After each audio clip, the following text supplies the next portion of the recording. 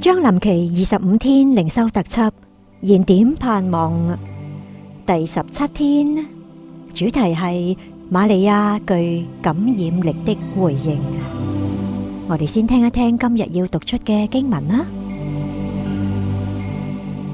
路加福音1章46至55節，瑪利亞說：我心尊主為大，我靈以上帝我的救主為樂，因為他顧念他使女的卑微。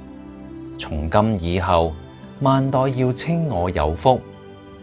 那有權能的為我成就了大事，他的名為聖。他憐憫敬畏他的人，直到世世代代。他用膀臂施展大能，那狂傲的人正心裏妄想，就被他趕散了。他叫有權柄的失位，叫卑賤的升高，叫飢餓的得飽美食，叫富足的空手回去。他扶助了他的僕人以色列，為要紀念亞伯拉罕和他的後裔，施憐憫直到永遠，正如從前對我們列祖所說的話。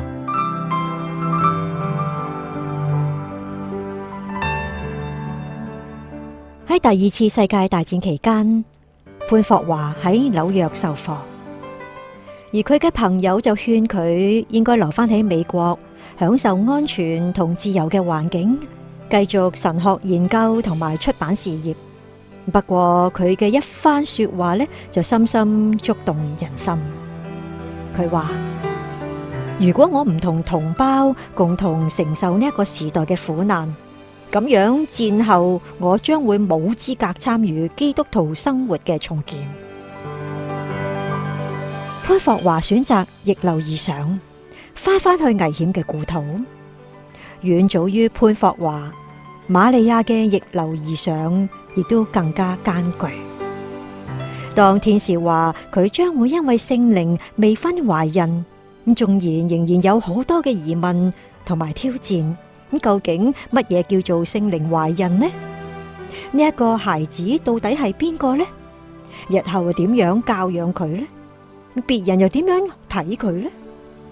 約瑟又會有乜嘢嘅反應啊？但係瑪利亞卻勇敢地承擔所有呢啲嘅蒙恩同時艱巨嘅使命。借着尊主頌，我哋可以睇到瑪利亞對上帝充滿感染力嘅回應，亦都展現咗4個值得效法嘅特質。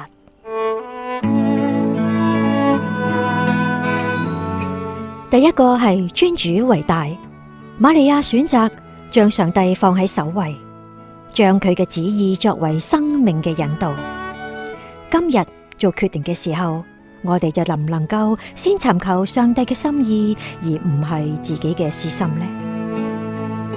第二點係以上帝為樂。瑪利亞嘅心好單純，並且係真摯嘅。佢唔會因為個人嘅得失或者享受而活，而呢一份單純嘅信靠同敬虔，好值得我哋去效法。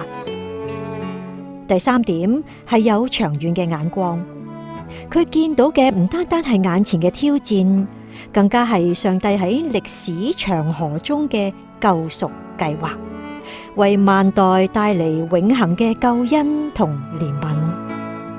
第四點呢，就係關注別人嘅需要啦。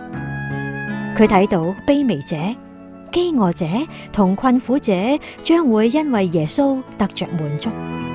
佢嘅視線係超越個人嘅困境，而係將目光放喺別人嘅需要上。瑪利亞嘅生命所流露嘅喜樂係源自於佢完全信服上帝。喺挑戰中，佢尊主為大；喺未知中，佢以上帝為樂。願我哋亦都能夠喺生命嘅高山低谷中，以屬天嘅眼光尋求上帝嘅心意，並且喺佢嘅愛同計劃當中揾到滿足嘅喜樂。路加福音1章47節。我寧以上帝我的救主為樂。各位朋友啊，值得我哋去思想嘅係，而家有啲咩事上帝正在呼召你去做呢？而面對疑問嘅時候，你又會唔會繼續逆流而上，承擔使命啊？你又願唔願意渴望具備瑪利亞嘅4個特質呢？邀請你，我哋一齊禱告主啊！親愛嘅天父，求你讓我哋效法瑪利亞，勇敢回應上帝嘅呼召，無懼未解答嘅疑問，逆流而上，完成你嘅旨意。奉主耶穌基督之名祈求，阿門。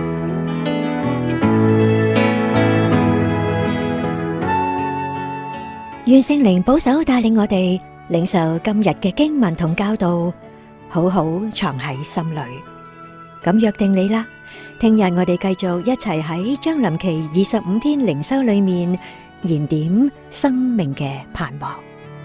願上帝賜福與你。